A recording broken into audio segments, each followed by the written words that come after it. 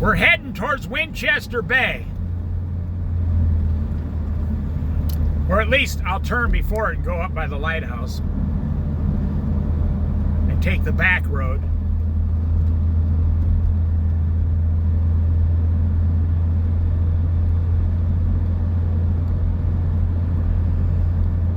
We're probably about 5 miles south of it. Mile marker 221, heading north, Oregon coast.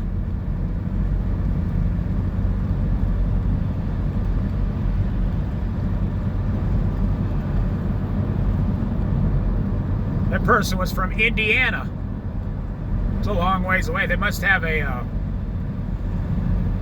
trailer they're pulling across the country down here at the park.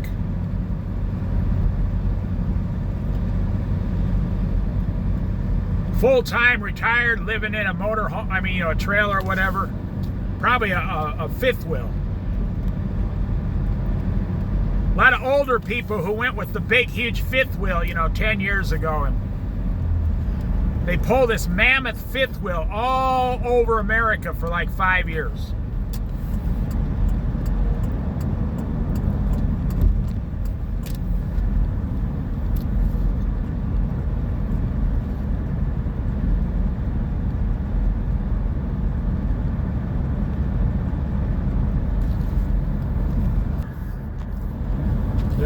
Adjust the camera a little for you there, so I don't have to listen to your constant complaining.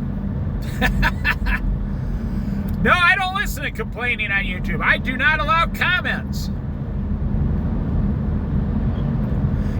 You cannot put any kind of video on YouTube and leave the comments open. It doesn't matter. You could be giving away free $100 bills, and 30% of the people on YouTube will tell you how horrible you are.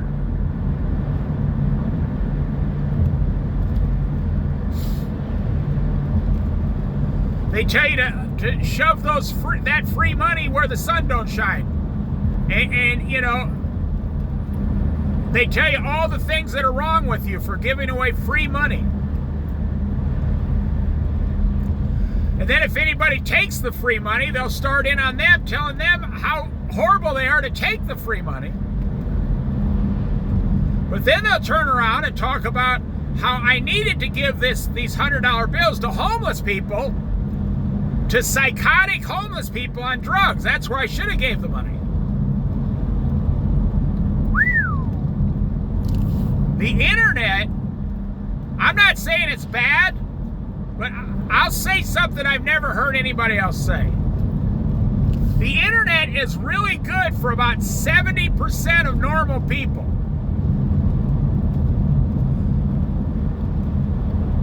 But 30% of Americans have gone crazy because of the internet.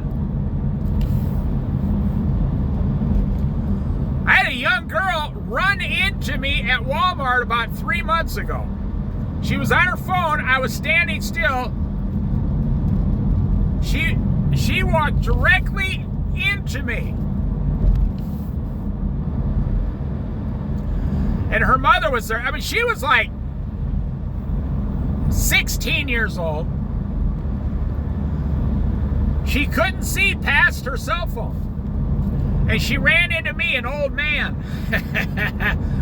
And her mother started laughing and laughing. And her mother was like 38 years old. Her mother was laughing so hard. And to make things worse, she says, "Oh my God," and started looking at me. And I said to her, "Hey, if you wanted a hug, all you had to do was ask." And she was so embarrassed, she ran literally around the other side of her mother, she said, "Mom, let's get out of here." And the mother kept laughing and laughing and laughing. And the mother says, "Sure, I'll take a free hug." And she tells her daughter, "Hey, honey, don't you want a free hug from this old man?" Just to embarrass her daughter. So, in my experience, about 70% of people can handle the internet. The other 30%, the internet drives them off the edge, right over a cliff, literally. They can't handle it. They can't handle. Now, what is the internet? It's information. That's all it is.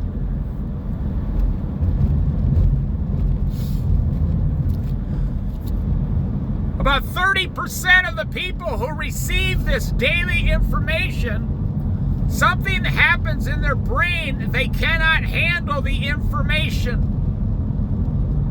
It starts driving them crazy with feelings and depression and anxiety.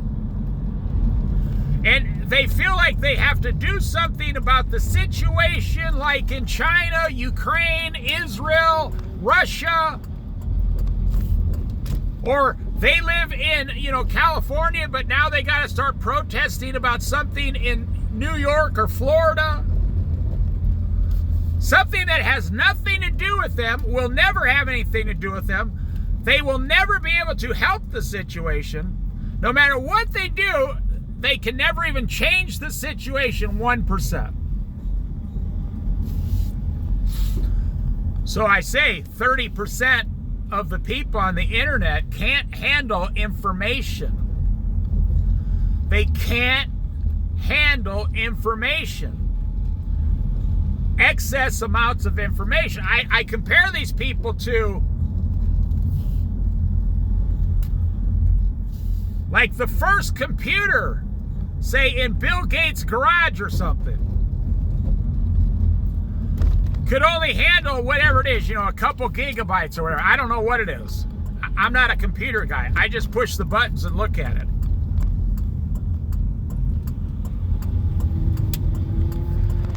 And that's what this bottom 30%, they can only handle a certain amount of data in their brain before they start getting very emotional about it.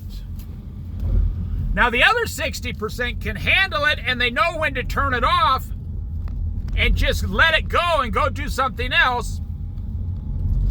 But the top 30%, they are in two groups. They are in an additional group. They're in the group of the 60%, but then they take it further and they use the information they are being given on the internet to better their entire lives. That's what I do. I use the information on the internet to better my life, to become more knowledgeable, to spread the word of God, to make videos about the beautiful Oregon coast.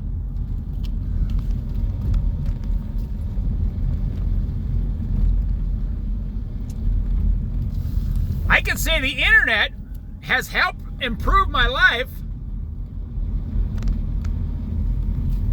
as a Christian because I know how to use the information and I know which information to get rid of and which information to use. I mean, 95% of it I don't even look at.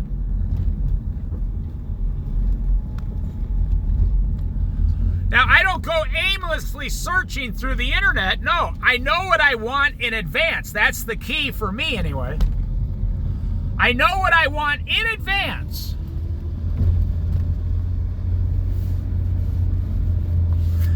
And then I go to the internet searching information on that certain subject. Like, look at these two Sprinter vans at the lighthouse. So let's say I wanted to buy a Sprinter van. Most people in a Sprinter van are like anybody else. They'll go down and they'll just start going around, the dealerships looking at Sprinter vans and just getting any old. Well, I have a friend who's been living on the road for like 10 years. He will research everything in advance for weeks or even months before he buys an item. And what does that do? Well, then he gets the best item at the best price. And then once he finds out what he's going to buy and the brand, he gets a hold of that company and says, when is your item going on sale? And they will say, okay, we're going to have a big spring sale in like 8 weeks.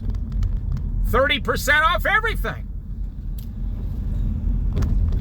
Or he will go on the internet searching for a coupon code. Use coupon code such and save 20%. And then he just has if he can go pick it up at a store, fine. Otherwise, he just has it mailed to him.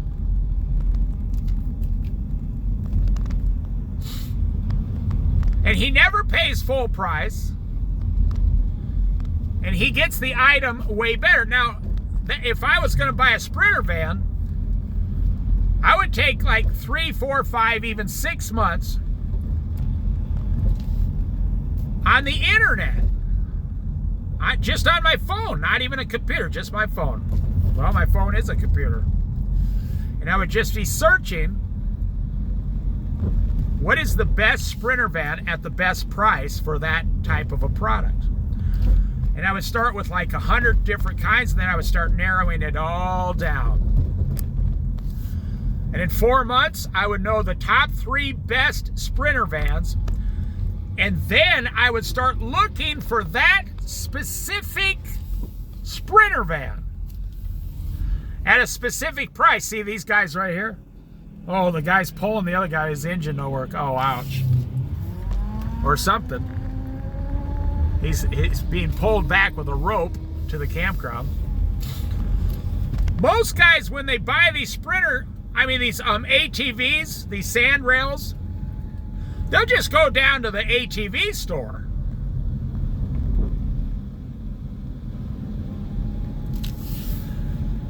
And they will just say, how much is this? And then they'll just overpay for it. They'll completely overpay. See that nice family walking along the river with their 2 kids? That's awesome. That's what life's supposed to be about right there. Nice looking guy, nice looking girl in their 30s, 2 young children holding hands, walking down the road. That's what the Bible teaches.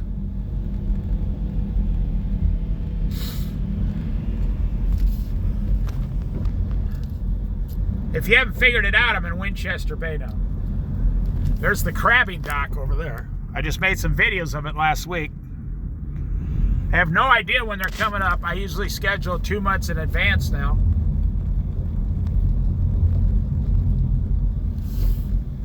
And then I would literally, now I'm never going to do this. I'm saying if I was going to go spend $100,000 on a Sprinter van, big, huge Sprinter van, camper, etc., etc., I guarantee I wouldn't spend over $70,000 for it. Or I would buy a used one that only has like 15,000 miles on it. Look at the camping over here. I would buy a used one with 15,000 miles for $49,000. And it's like 3 years old and they can't seem to sell it. If you go to, say, Ford dealership, Chevy, Dodge, they are tapped into every Sprinter van for sale in America. Or any car, truck, whatever they sell. And you just tell them what you want, and they'll say, okay, we'll find you one, and then we'll tell you the price, and then we'll have it shipped here by next week. And then we'll take it back into the mechanic shop, and we will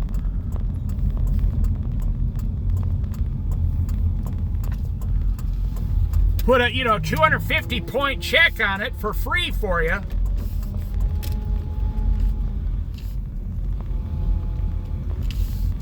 And then you pay for it or finance it, and you got exactly what you wanted. You just had to wait like 2 extra months to get it.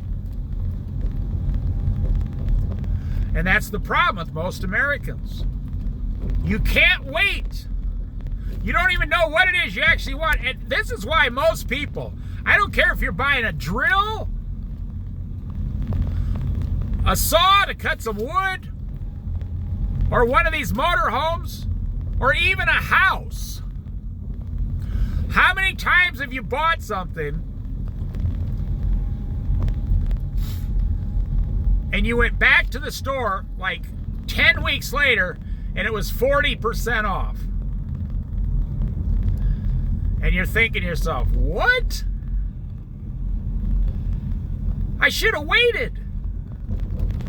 I just bought this lawnmower for $999, say. And now they're on sale for $600?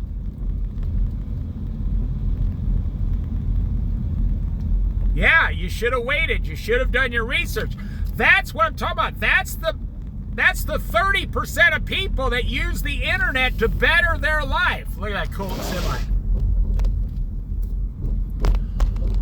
That's the 30% of the people that use the information, the internet, the information on the internet to benefit their lives and their families' lives.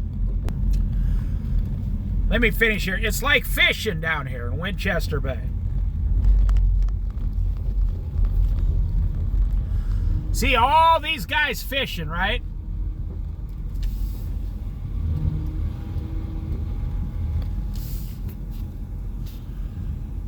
They're all here fishing. And I guarantee 90% of them don't know the best place to put their boat on the river or by the ocean. Why? Because they don't live here. You see, fish every year go in patterns. Most all animals do.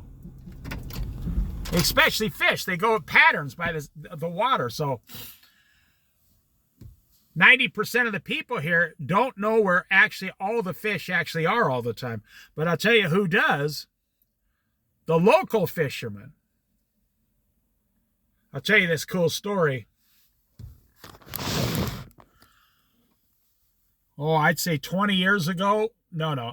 I've been here for 23 years, so this was like 26 years ago. I was like 37 years old. No, it was further back than that. I was only like 34 years old, yeah.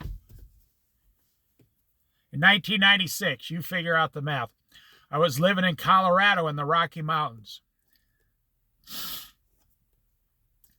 And I wanted to learn how to fly fish. And I was self-taught. I taught myself. And I see these guys go out there in these fancy uniforms. $900 fly rods.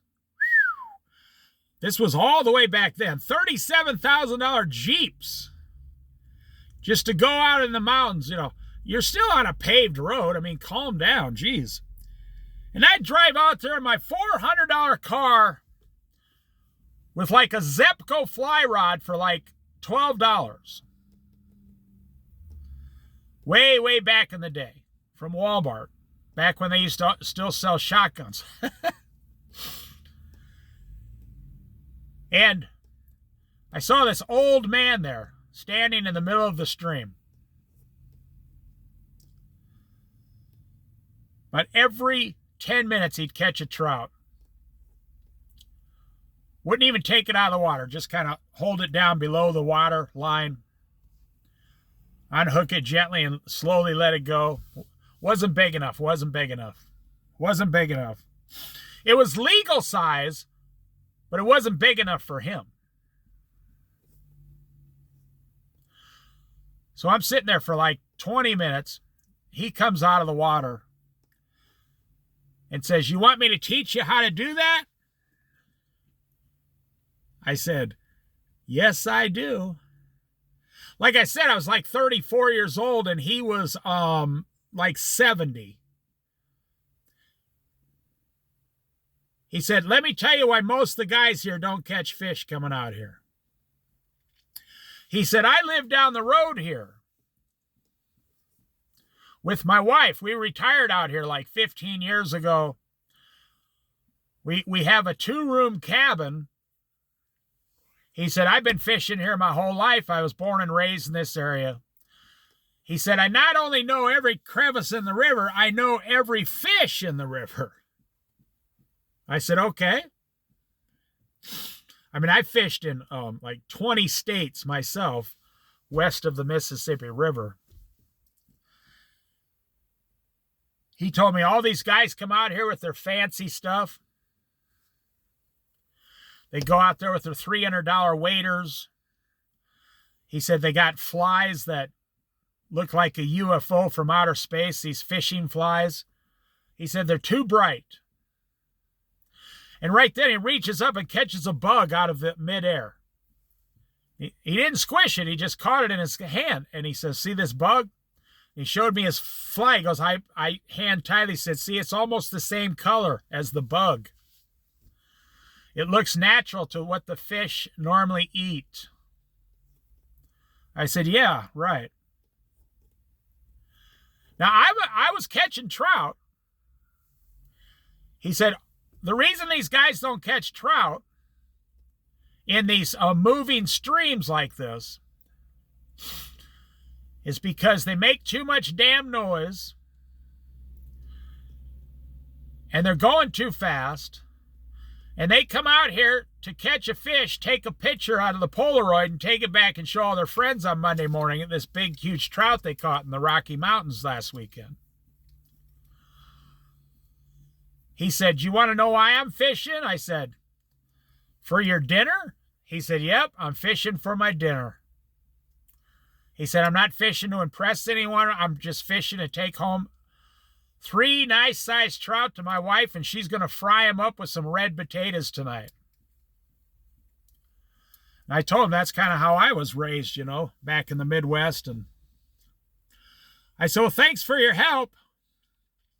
He said, I see you're doing pretty good. You're doing better than those other guys. And I pointed at my $400 car, and he smiled. He was driving like a 1956 GMC pickup, something like that.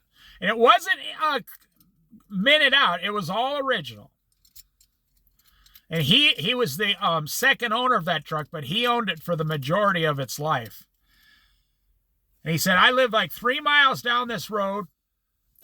He said, that's why I can drive this truck up here. And he had a dog with him that just sat in the back of the pickup and watched him fly fish. And that's what's happening with the internet today. 30% of the people can't handle the information. They totally flip out.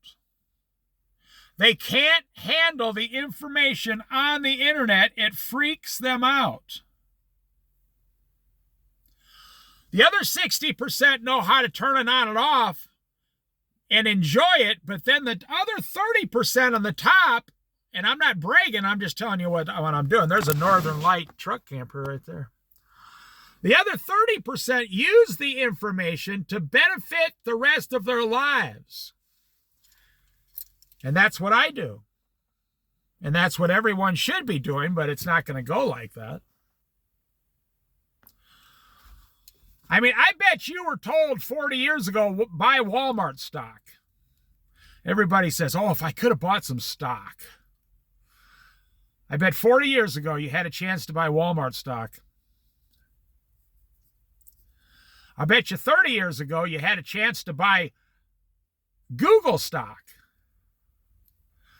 I bet you 25 years ago you had a chance to buy Amazon stock. You would have been rich by now. So it's not the lack of information. It's not a lack of information. It's what people, they're not using the information to help themselves.